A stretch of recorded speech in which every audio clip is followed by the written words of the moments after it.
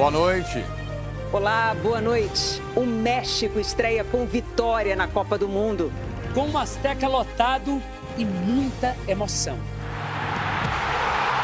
Shakira e Burna Boy dão as boas-vindas na cerimônia de abertura. Do lado de fora, protestos. Policiais e manifestantes se enfrentam nos arredores do Estádio Azteca. Seleção brasileira. Ancelotti testa o mesmo time pela segunda vez, com 8 jogadores que começaram a última Copa. Tem que odiar tomar gol, odiar sofrer gol. O adversário tem que trabalhar muito forte para fazer gol. Nosso adversário Marrocos tem problemas e convoca 2 novos jogadores. Milhares de marroquinos vivem aqui em Nova York e são esperados para reforçar a torcida contra o Brasil. O Jornal Nacional está no Canadá para acompanhar uma das 3 sedes da maior Copa de todos os tempos. A FIFA amplia o protocolo de tempestades para os 3 países do Mundial. A Agência Americana do Clima alerta para os efeitos graves do El Niño. No Oriente Médio, Donald Trump recua e cancela os ataques contra o Irã. Em meio minuto, no Jornal Nacional.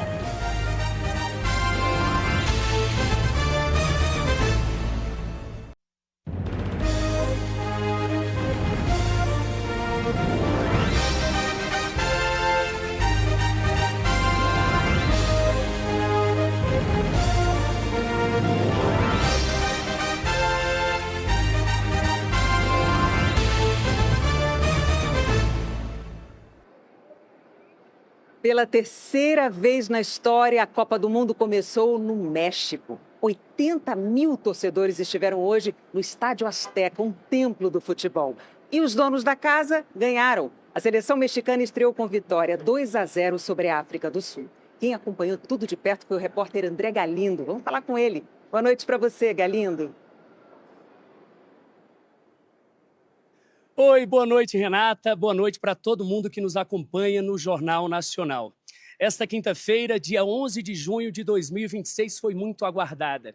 Eu diria que desde o apito final da decisão lá do Catar entre Argentina e França, porque hoje marcaria o início de um torneio inédito, com 48 seleções, 104 jogos, 3 países envolvidos. E o que a gente viu aqui, testemunhou no Estádio Azteca, justificou toda essa expectativa.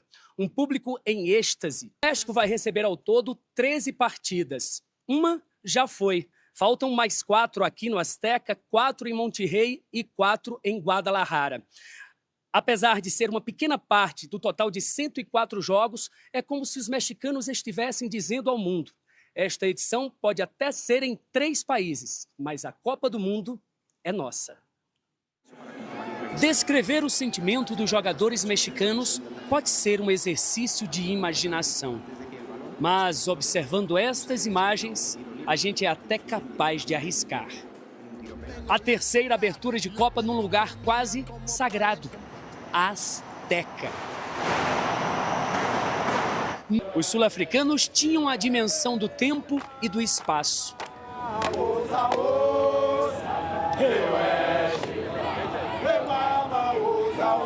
Pela primeira vez na história das Copas, titulares e reservas das 2 seleções... Apita Milton Pereira Sampaio, começa a Copa do Mundo aqui na cidade do México, Estádio Azteca. O árbitro brasileiro nem reparou que de um lado havia mais gente. Era como se 80 mil se juntassem aos 11 em campo. Hoje, marcou o nome na história mexicana. A abertura da Copa do Mundo ainda reservava 2 momentos especiais para um veterano e para um adolescente prodígio do México. O jogador mais jovem desta edição, Gilberto Mora, estreou aos 17 anos. Arriba, México! Raul Jiménez, o centroavante. Wilton Pereira Sampaio ainda expulsou 3 jogadores na partida. O México abriu com vitória o Grupo A, que ainda tem Coreia do Sul e República Tcheca, que jogam hoje, com a bênção do Templo dos Mundiais. Nos arredores do estádio, manifestantes entraram em confronto com a polícia. As repórteres Carolina Cimente, Larisa Helvas e Carol Matzenbacher acompanharam o protesto. O jogo tinha acabado de começar. Fora do estádio, de um lado, o bloqueio policial, do outro, os manifestantes em marcha. A cerca de 300 metros da entrada do Estádio Azteca, começou o confronto. Pedras, tem também uma placa de sinalização na rua que foi arrancada. Do lado de lá, alguns manifestantes, algumas pessoas, jogam pedras contra os policiais, que se protegem com esses escudos transparentes. E a situação é obviamente muito tensa. Tem uma barreira policial gigante tentando expulsar os manifestantes para mais longe ainda do estádio. A gente pode mostrar o estádio aqui atrás da gente, do lado de lá. Muita gente, enfim, na expectativa, vendo o que está acontecendo. A polícia formou uma barreira e usou escudos para afastar os manifestantes. E eles, em resposta, arremessaram pedras e outros objetos. Na nossa frente, um policial com a cabeça sangrando. Que se passou? Que se passou? A polícia fechou ruas, avenidas e 4 estações de metrô por causa da manifestação. Ela reuniu vários grupos diferentes. O principal deles é formado por parentes de pessoas desaparecidas no México, vítimas da violência dos cartéis de drogas. Os manifestantes dizem que a Copa do Mundo voltou para casa, mas os familiares deles não. Por isso, exigiam justiça. Também aconteceram manifestações em outras partes da capital mexicana, como a de professores e servidores da educação que estão acampados nas ruas do centro. O governo mexicano negocia há semanas com a categoria que está em greve e tentava um acordo para que os protestos não acontecessem. A presidente, Cláudia Sheinbaum, assistiu ao jogo num complexo esportivo da capital mexicana. Os protestos dessa quinta-feira mudaram o foco da atenção no México aqui para a região do Estádio Azteca. Nos últimos dias, a preocupação das autoridades era com o centro histórico da capital, onde grupos de manifestantes estão acampados há dias. Mas hoje, o centro recebeu outra multidão de torcedores. Um contraste com as cenas de confronto que nós vimos aqui. O Zócalo, a principal praça da capital mexicana, onde fica o Palácio Presidencial, foi aberto para receber a maior fanfest do país. Existia o risco de a área ficar fechada por causa dos acampamentos dos professores, que ficam bem ao lado da praça. Mas na hora que a bola rolou, 100 mil torcedores acompanharam a cerimônia de abertura e os gols do México. Assim como esse policial do lado de fora do Estádio Azteca, que, mesmo em meio à tensão, conseguiu dar uma espiada no que acontecia lá dentro. Aqui nos Estados Unidos, a seleção brasileira fez o penúltimo treino antes da estreia. O Pedro Bassan tem as novidades. Dissolver o peso da estreia num sorriso, num misto de abraço e brincadeira. Assim, o tempo passa mais rápido, enquanto Carlo Ancelotti vai ganhando certezas. Hoje, ele testou a mesma escalação pela segunda vez. E o time que vai se desenhando tem 8 jogadores que começaram a última Copa, no Catar. Se o treinador mantiver essa ideia, será um recorde. A seleção nunca repetiu tantos jogadores em 2 estreias consecutivas em Copas do Mundo. Os que entraram em campo contra a Sérvia no último Mundial são Alisson, Danilo, Marquinhos, Alexandro, Casemiro, Lucas Paquetá, Rafinha e Vini Júnior. Só 3 novidades agora: Gabriel Magalhães, Bruno Guimarães e Matheus Cunha. E assim o time se divide entre poucos novatos, experientes e mais experientes ainda. É o caso do goleiro Alisson. Quando entrar em campo contra o Marrocos, Alisson vai se tornar o 3º goleiro a ser titular do Brasil em 3 Copas. Podia ser só um número, mas na seleção brasileira, os números costumam trazer boas lembranças. Os outros que jogaram 3 Copas foram campeões. Gilmar 2 vezes e Tafarel, a mão do tetra. Eu me sinto honrado, por fazer parte desse grupo seleto de goleiros que vão estar disputando 3 Copas do Mundo. Mas eu quero entrar no outro grupo, no grupo dos campeões. O caminho começa no setor do campo que ele conhece tão bem. Depois dos gols que o Brasil levou nos últimos 4 amistosos, o goleiro cobra uma defesa mais sólida. Tem que odiar tomar gol, odiar sofrer gol. O adversário tem que trabalhar muito forte para fazer gol. E a gente está tentando criar essa mentalidade aqui. Ódio e sorrisos. Novatos e experientes. Faltam só 2 dias. A mistura brasileira está quase pronta. Nós escolhemos aqui focar no privilégio, focar na alegria, e no prazer que é representar a seleção brasileira em uma Copa do Mundo, uma competição importante como essa. A Times Square já está em ritmo de torcida brasileira. Vocês estão conseguindo ouvir? Lá embaixo, vários torcedores gritando: o campeão voltou. É esse o clima aqui, gente, essa noite, de torcida pelo Brasil. Carlos Gil está em Nova Jersey com uma vista deslumbrante aqui de Manhattan. Ele tem informações ao vivo sobre a festa que os torcedores brasileiros estão organizando, não só esses aqui de trás. Boa noite para você, Gil. Oi, Renata, tudo bem? Boa noite para você, boa noite para todo mundo. Pois é, eu estou do outro lado do rio, né? O rio Hudson, que marca exatamente a divisa entre os estados de Nova York e Nova Jersey. Uma terminologia que tem sido usada pela FIFA no estádio que atende a região também. O estádio Nova York, Nova Jersey, onde o Brasil enfrenta o Marrocos no próximo sábado. O Brasil vai estrear na Copa do Mundo numa região que tem muitos brasileiros. É o terceiro estado com mais brasileiros vivendo nos Estados Unidos, Nova Jersey, só atrás de Massachusetts e da Flórida. A estimativa é de que 150 mil brasileiros vivam por aqui. Até por isso, a procura por ingressos foi enorme. Os ingressos estão esgotados, teremos casa cheia na estreia do Brasil, mais de 80 mil pessoas, com uma torcida barulhenta dos dois lados, porque os marroquinos também prometem muita festa. E por falar em festa, Renata, olha, amanhã a torcida brasileira que está aqui na região de Nova York está marcando um bandeiraço. É um evento de apoio à seleção que vai acontecer exatamente aí, pertinho, na Times Square, na Rua 46, que é a rua ligada aos brasileiros, às 2 horas da tarde. Ou seja, o pessoal que está no estúdio do JN pode descer e confraternizar também, viu, Renata? Ô Gil, então eles já estão aquecendo aqui, porque tem uma torcida bonita aqui embaixo, fazendo a maior festa. E olha quem está aqui do meu lado, eu tenho o prazer de receber Luiz Felipe Scolari, Felipão, Obrigado.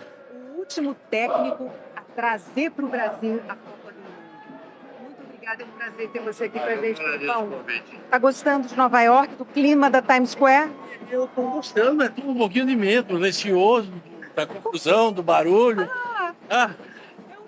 Isso, como diz, né? Uma bagunça boa. Vai começar amanhã, já tira o peso, tá tudo bem. É isso, e o calor, hein? Hoje tá um calorão, gente, tá aqui de matar passarinho. Mas é melhor que chuva, tomara que continue assim. É verdade. Nós jogarmos com chuva, nós estamos tão acostumados. Esses jogadores jogam mais e com condições melhores nesse calor, pode deixar. Torcer pelo sol. Filipão, segundo treino seguido da seleção brasileira com o mesmo time titular. O Carlo Ancelotti parece que já tem a formação ideal para o jogo de estreia contra o Marrocos. É bom, ele formou na sua ideia aqueles jogadores que vão iniciar a partida, já deu a eles segundo treino, já mostrou a eles que serão os titulares e eles se preparam. Mentalmente eles já estão preparados para esse jogo inicial. Mentalmente parece que taticamente também. Qual é a nossa maior preocupação? Qual deve ser a preocupação maior do Brasil com relação ao Marrocos? Eu não acho que nós tenhamos tanta preocupação assim com o Marrocos. Nós vamos enfrentar um início de competição. Nós temos que saber que se nós não conseguirmos a vitória, o empate já nos deixa numa situação equilibrada. Então eu acho que já estamos falando sobre isso. Filipão, para a gente encerrar, 24 anos atrás, você técnico da seleção brasileira, prestes a estrear na Copa do Mundo, o que você diria hoje para o Filipão de 24 anos atrás? Vai dormir, pelo amor de Deus, a gente não dormia, eu fiquei apreensivo, ansioso, isso é normal. Então, aos poucos vai passando. É isso, curti o momento. Tá dado o recado. Obrigada, Felipão. Obrigado a vocês. O Guilherme Pereira está acompanhando o nosso adversário da estreia, o Marrocos. Oi, Guilherme, boa noite para você. Oi, Renata, boa noite para você e para todos. Essa quinta-feira foi de notícias ruins para Marrocos. A comissão técnica teve que cortar 2 jogadores por causa de lesão. O zagueiro Naif Aguert e o atacante Ezzalzouli, que é um dos principais jogadores da equipe, com 15 gols e 13 assistências pelo Real Betis da Espanha nesta temporada. Marouane Sadani e Amine Isbay foram convocados para substituí-los. A seleção marroquina treinou hoje no estado de Nova Jersey, onde a seleção brasileira também está hospedada. O técnico Mohamed Wabi assumiu a equipe só em março deste ano, mas em 2025 ele comandou o Marrocos na conquista do título mundial sub-20. Hoje, a FIFA divulgou o ranking mensal das melhores seleções do mundo. O Brasil está na 6ª posição, Marrocos na 7ª. A Estátua da Liberdade, que está aqui atrás de mim, é um símbolo para os imigrantes que vivem em Nova York e nos Estados Unidos. Inclusive os marroquinos, um povo que é apaixonado por futebol. Eles estão felizes da vida com a chegada da Copa do Mundo e querem ajudar a seleção de Marrocos a ir longe novamente. Vamos conferir na reportagem. Das várias bandeiras que marcam essa rua multicultural de Nova York, uma passou a ter mais destaque nos últimos dias. O marroquino Hassan vive nos Estados Unidos há 42 anos e estará no jogo de sábado contra o Brasil. Nova York tem a maior comunidade de marroquinos dos Estados Unidos. São cerca de 18 mil pessoas. O reduto do país fica em Astoria, bairro conhecido por receber imigrantes do mundo inteiro. Nos tradicionais cafés marroquinos da região, um assunto é inevitável. Se o Marrocos ganhar do Brasil, o bairro estará em festa. Se perder, vai ser um funeral, disse o torcedor. Essas são as pessoas que representam a comunidade marroquina aqui em Nova York. Mas o reforço está chegando. Muitos e muitos marroquinos estão vindo do Marrocos para cá para fortalecer a seleção em mais uma Copa do Mundo. Esse torcedor chegou ontem e disse que nos próximos dias vários voos vão chegar lotados de marroquinos para apoiar o time. Foi assim na última Copa do Mundo. Milhares de marroquinos invadiram o Catar para ajudar Marrocos. Esse marroquino disse que nós, brasileiros, demos sorte com o corte do Exalzuli. O outro falou que quer ver Brahim Dias, jogador do Real Madrid. Mas para todos que vivem aqui ou lá, o jogador que mais os representa é o capitão e lateral direito do time. Hakimi! Time Hakimi! Estou com o Denilson, tenho prazer de estar com o Denilson aqui do meu lado. Boa noite, Denilson. Vamos dar aquele boa noite bonito para o Brasil? Boa noite, Brasil. Boa noite, Renata. Ele queria muito fazer isso, gente. Obrigado. Denilson, cortes Marrocos. Cortes na seleção sempre são uma complicação, né? Ainda mais a 2 dias da estreia. Você lembra bem em 98, quando o Romário foi cortado, como é que o time sentiu naquele momento? Renata, um corte sempre traz uma frustração, primeiro para o jogador que é cortado e segundo para o elenco, que desde a convocação definitiva dos jogadores, naquela ocasião eram 23 jogadores convocados, dessa vez são 26 jogadores convocados. Dependendo da importância dele dentro do elenco, deixa uma sequela. Mas os jogadores, o grupo no modo geral, pode usar isso como uma motivação para o início da Copa do Mundo. Espero que não contra o Brasil. Eu vou fazer a mesma pergunta que eu fiz para o Filipão há pouco. Tem algum aspecto que o Brasil deve se atentar no jogo contra o Marrocos? Assim? Renata, eu tenho ouvido muitos os analistas de futebol falando em relação ao comportamento da seleção marroquina. A seleção marroquina, por exemplo, contra a Noruega, fez uma marcação-pressão. Tá. Quanto o Brasil, eu acho que eles não vão fazer isso. Eu acho que eles não vão ter essa coragem de marcar a saída de bola da seleção brasileira. Eu acho que a gente tem que se preocupar, o Brasil, nesse caso, com o contra-ataque. Então, Casemiro e Bruno Guimarães precisam ficar muito atentos durante a partida. Obrigada, Denilson. Olho no contra-ataque, então, no sábado. A gente volta daqui a pouquinho, Trali, com a expectativa dos canadenses, que também são anfitriões da Copa. Tá bom, Renata. Donald Trump disse que o Irã aceitou um acordo de paz.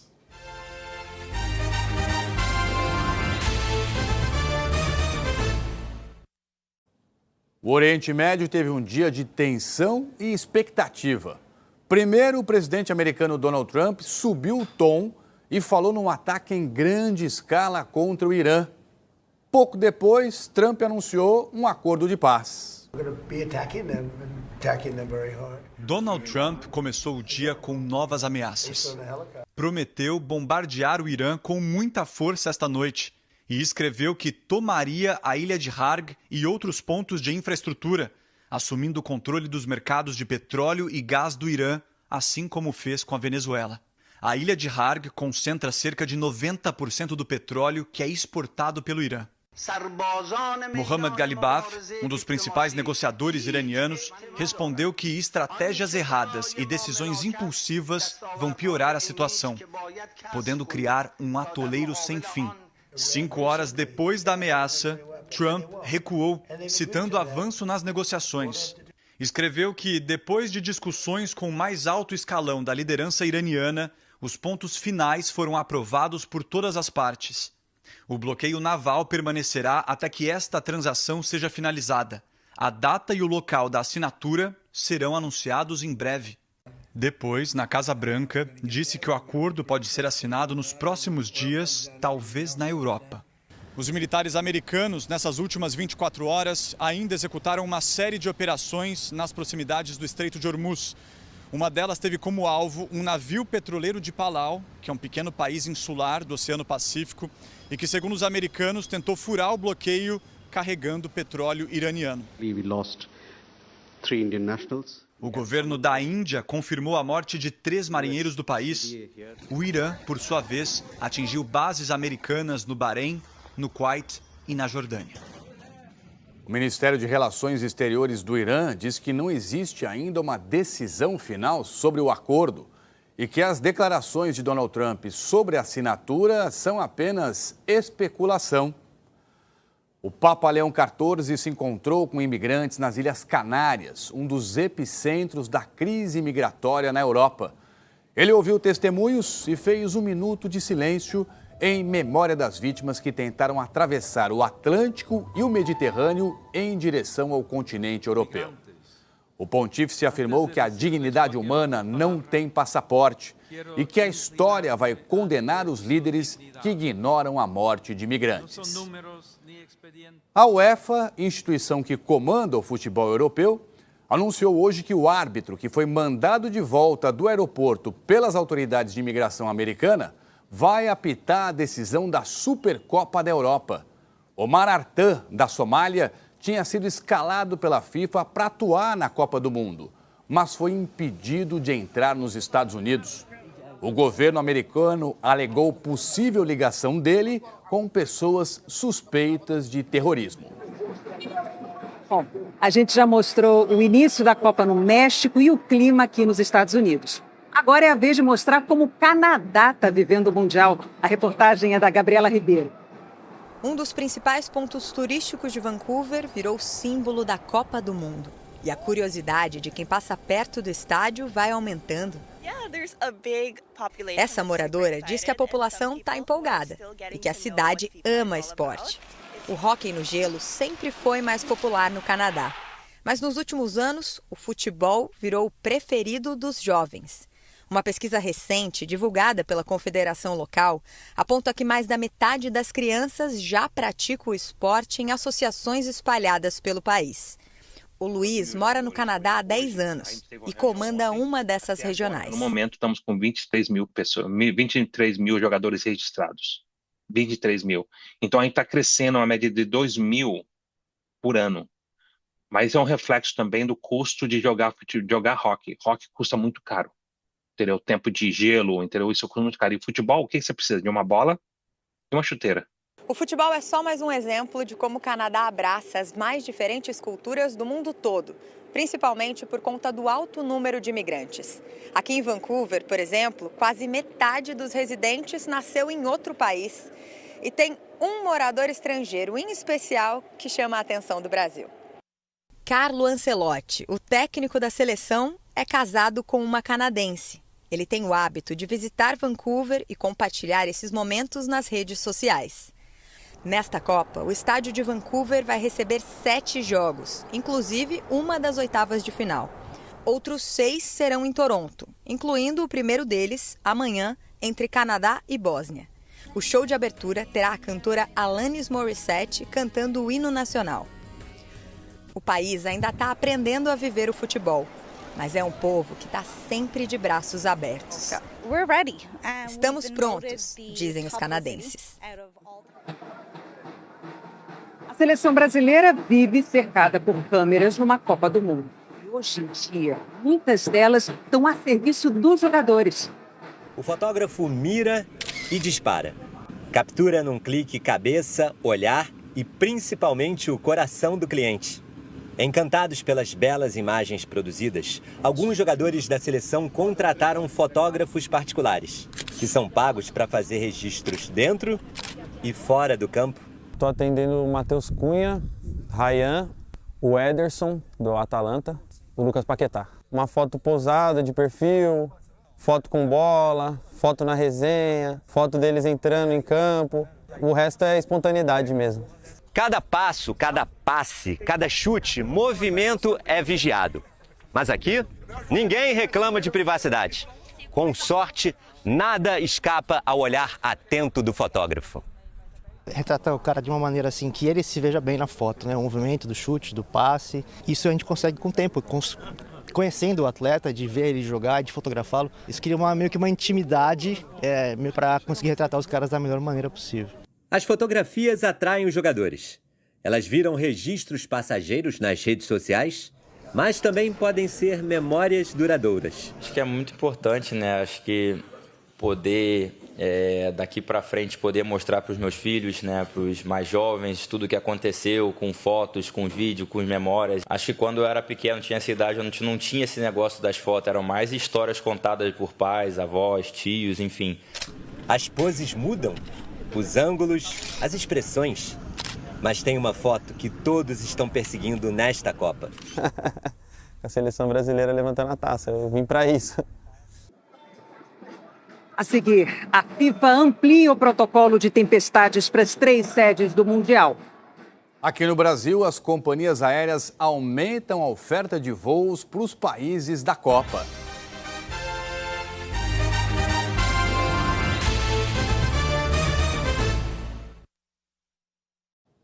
Em sessão hoje no Supremo, a maioria dos ministros considerou que as Big Techs têm 60 dias para se adaptar às novas regras de responsabilização sobre conteúdo publicado por terceiros. Essas regras foram estabelecidas pela Corte no ano passado. As empresas entraram com recursos pedindo ajustes e esclarecimentos. A análise começou ontem. Os ministros apresentaram divergências ao voto do relator Dias Toffoli. Com isso, o resultado final ficou para a semana que vem. No julgamento sobre o Marco Civil da Internet, o Supremo determinou que os provedores podem ser responsabilizados por publicações de terceiros após notificação do ofendido, mesmo antes de determinação judicial. Estabeleceu também o chamado dever de cuidado, com medidas para reduzir riscos de ofensas a direitos fundamentais e combate a atos ilícitos. O setor de serviços cresceu 1,2% em abril, depois de uma queda em março. O resultado positivo foi puxado principalmente pela recuperação dos transportes. No ano, o setor acumula alta de 2,2%. As companhias aéreas brasileiras aumentaram o número de voos com destino aos Estados Unidos, ao Canadá e também ao México. Esse reforço é para atender torcedores que vão para a Copa do Mundo. O embarque em Campinas, no interior de São Paulo, foi num ritmo bem brasileiro.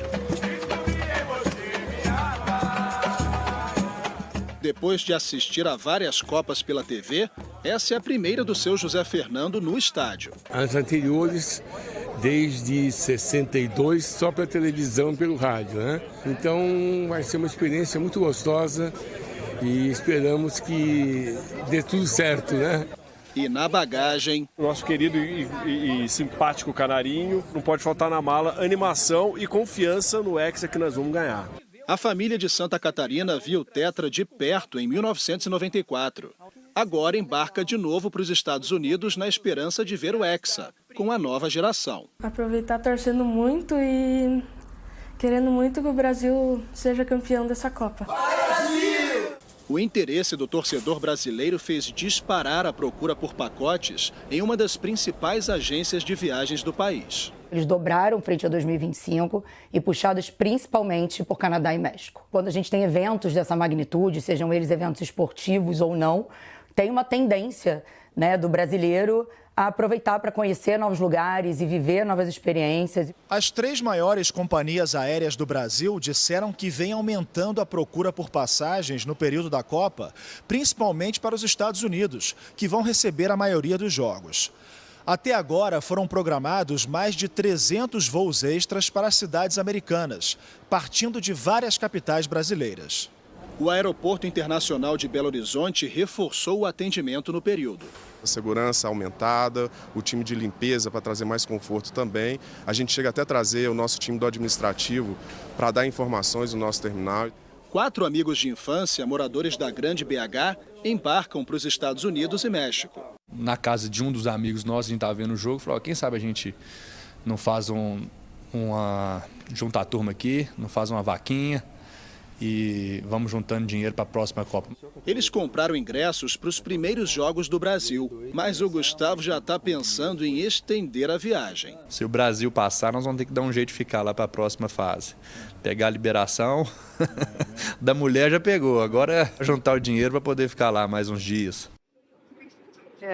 Mas depois de vir aqui para os Estados Unidos, os torcedores vão ter uma outra aventura, chegar aos estádios americanos. É que o caminho até eles não é simples.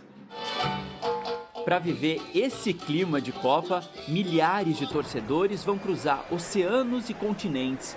Mas a parte mais complicada dessa viagem pode ser justamente a mais curta: chegar nos estádios. E isso tem tudo a ver com a cultura americana, sobre 4 rodas. Quase todas as famílias têm pelo menos um carro. E as 11 arenas que receberão o Mundial nos Estados Unidos são de futebol americano. Foram projetadas em subúrbios, pensadas para quem chega de carro. Só que para a Copa do Mundo, algumas vão ficar com o estacionamento fechado. Uma questão de segurança, mas que complica a chegada das torcidas. É o caso da Arena Nova York e Nova Jersey, onde vai ser a estreia do Brasil e a final do Mundial, que é cercada por rodovias. Não dá nem para ir a pé. Esse torcedor escocês caminhou quase 5.000 quilômetros para ir de Los Angeles até Boston. A passagem por Nova York foi só para ver a cidade, porque caminhar até o estádio está proibido. As autoridades locais orientam a usar o transporte público. Do centro de Manhattan até o estádio, o trem demora cerca de 15 minutos. Durante os jogos, a passagem de ida e volta vai custar o equivalente a R$500, 4 vezes mais do que o preço normal para o trajeto de 15 quilômetros. Outra opção é o ônibus, que leva o triplo do tempo, dependendo do trânsito, mas vai custar menos, em torno de R$100. Aqui em São Francisco, as ladeiras são tão populares que viraram um cartão postal da cidade, mas são também um desafio para quem precisa ir de um lugar para o outro andando. Os turistas que vierem para cá para acompanhar de perto os Jogos da Copa do Mundo também vão se deparar com uma situação não muito fácil: a distância do estádio. 70 quilômetros até a arena, que fica na cidade vizinha de Santa Clara. Boston e Dallas também vão receber os jogos em estádios na região metropolitana. Em média, os estádios americanos da Copa ficam a 22 quilômetros do centro da cidade sede. No México também não é muito perto, mas é bem mais barato. O transporte custa em torno de R$5. No terceiro anfitrião, a realidade é completamente diferente. Os estádios do Canadá ficam perto dos centros. O de Vancouver, a apenas 700 metros. Por lá, a única caminhada longa foi a desses voluntários que subiram a montanha para hastear a bandeira de 160 metros de comprimento e dar as boas-vindas para quem está chegando. Eu falei para vocês do calorão que está fazendo aqui em Nova York. Cientistas da agência americana que monitora a atmosfera e os oceanos confirmaram hoje a formação do El Niño. O fenômeno mexe com o clima em várias partes do planeta. Jaqueline Brasil conta todos os detalhes do El Niño para a gente. Boa noite para você. Boa noite, Renata. E boa noite para você. Segundo os meteorologistas, passa de 60% a possibilidade desse El Niño se tornar muito forte e um dos maiores eventos já registrados desde 1950. O fenômeno se forma quando as águas do Oceano Pacífico ficam mais quentes. Nesse momento, a temperatura está 0,7 grau acima da média. O ápice do fenômeno deve ocorrer entre novembro e janeiro, quando os efeitos serão mais sentidos. No Brasil, o El Niño traz menos chuva no norte e no nordeste, mais no sul, e o tempo fica quente no sudeste. A elevação de temperaturas é uma característica comum em anos de El Niño em todo o planeta. Esse calor em excesso potencializa a formação de temporais que devem marcar presença durante alguns jogos da Copa do Mundo. Por isso, a FIFA decidiu expandir o protocolo de tempestades já existente nos Estados Unidos para o México e Canadá. Quando se formarem a uma distância de até 15 quilômetros, a partida poderá ser suspensa. A 8 quilômetros, o estádio inteiro deve ser desocupado. Trali. Jaqueline, aqui no Brasil tem alguma preocupação, algum alerta para amanhã? Tem sim, Trali, do leste do Paraná até parte do Rio Grande do Sul e também do leste de Pernambuco e da Paraíba, deve chover forte, tá? Tem esse alerta aí. Vale para o Recife, para João Pessoa, Curitiba e Porto Alegre, nessas duas capitais, com um pouco mais de intensidade e pode ventar bastante em áreas de São Paulo, do Paraná e também do Rio Grande do Sul. Rajadas de até 70 km por hora. Amanhã só não chove em parte do centro-norte do Espírito Santo até o leste do Pará. A tarde será quente em Cuiabá e Porto Velho, com 31 graus, 32 em Belém, 30 em Salvador, no Rio, 29, bem menos em São Paulo, com 21 e Florianópolis com 20. A previsão é de temperatura negativa no sul no fim de semana. Trali, boa noite. Tá bom, Jaqueline, muito obrigado. Boa noite para você e até amanhã. Veja a seguir como é que vai ser a estreia dos Estados Unidos contra o Paraguai amanhã. O clima de festa em Nova York com a Copa e também com o basquete.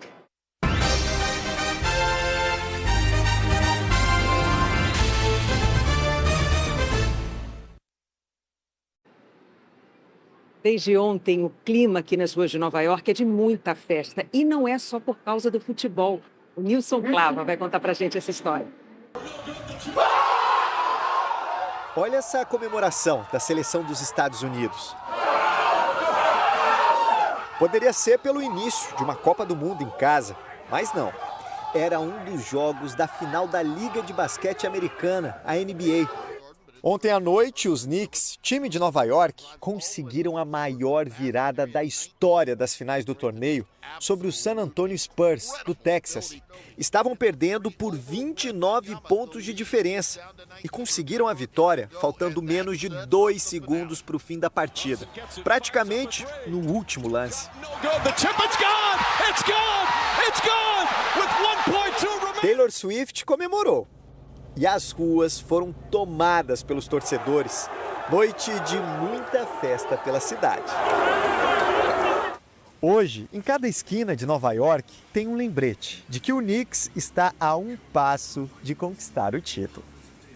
Aqui é o ponto onde basquete e futebol se encontram em Nova York.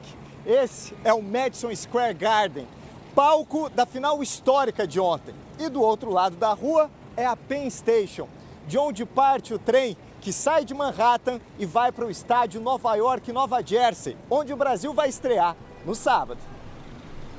Não é tão fácil quanto encontrar uma camisa dos Knicks, mas a nossa amarelinha já começou a dar as caras por aqui também. Tá virando para a Copa do Mundo. O sotaque é porque o John nasceu nos Estados Unidos, mas é filho de brasileira e traz o Brasil estampado no peito. E não é que ele estava certo? Aos poucos, o clima de Copa vai chegando. Primeiro Marrocos, nosso oponente no sábado. Depois, a Escócia, a última adversária na fase de grupos. E tinha um brasileiro infiltrado. Minha mãe é do Santa Catarina, mas eu sou escocês. Eu dou metade, mas eu acho que a Escócia vai ganhar. Escócia! Ah não, Aita. Aqui é Brasil. Brasil! Brasil! É isso, Nilson. Aqui é Brasil. A seleção dos Estados Unidos estreia amanhã contra o Paraguai. Esse é o Capitão América. Os donos da casa gostam de dar aos destaques esportivos o status de herói. O problema é que Christian Pulisic parece ter perdido os poderes. Nos últimos meses, chegou a ficar 22 jogos sem marcar pelo Milan, clube do atacante, e pela seleção também. Temos que estar prontos para uma batalha. Não se trata de jogar um futebol bonito, mas sim de entrar em campo e competir, disse o jogador. De bola nas eliminatórias sul-americanas para a Copa. A ideia é se defender e tentar por cada bola para sairmos com um resultado positivo, disse o zagueiro e capitão Gustavo Gomes, que joga no Palmeiras. Fora de campo, o jogo é considerado um evento especial de segurança nacional e envolve uma operação de larga escala, coordenada por FBI e Serviço Secreto americano. O plano inclui monitoramento com drones, reconhecimento facial e o uso de milhares de agentes locais e federais. A presença do presidente americano Donald Trump ainda não está confirmada. Como estamos na capital do entretenimento, tem também festa. A ideia dos organizadores é usar os enormes telões do estádio para levar ao público um espetáculo tecnológico que valorize a diversidade cultural do país. Dentre as atrações musicais, destaque para a brasileira Anitta. Ou seja, a Copa para os americanos vai começar animada. Depois, Capitão América e companhia precisam provar à torcida que podem dar conta do show. Então vamos ver a agenda Globo para amanhã? Às 8h30 da noite, hora de Brasília, a Globo transmite a cerimônia de abertura da Copa nos Estados Unidos. A brasileira Anitta, você viu, é uma das atrações. Logo depois, às 10 da noite, os Estados Unidos enfrentam o Paraguai. Bom, por causa da cerimônia de abertura dos Estados Unidos, o nosso encontro amanhã, Trali, vai ser um pouquinho mais cedo. O Jornal Nacional começa às 8h15 da noite, é isso? Não, desculpa, 7h15 da noite, hora de Brasília. Eu estou com outro fuso na cabeça, então está combinado amanhã, 7h15 da noite, hora de Brasília, começa o Jornal Nacional. Uma boa noite para você, Trali, boa noite a todos. É isso, Renata, muito obrigado. Boa noite para você e até amanhã. E olha só, a gente vai juntos então nessa contagem regressiva para a primeira partida da seleção. Hoje, olha que bacana, depois de Quem Ama Cuida, estreia a Central da Copa com Tadeu Schmidt, Fábio Porchat e Tamires. Logo mais tem o Jornal da Globo. Pessoal, para que os principais jornais cheguem até você, preciso que você se inscreva no canal e curta os vídeos. Um abraço, fiquem com Deus e vamos lá!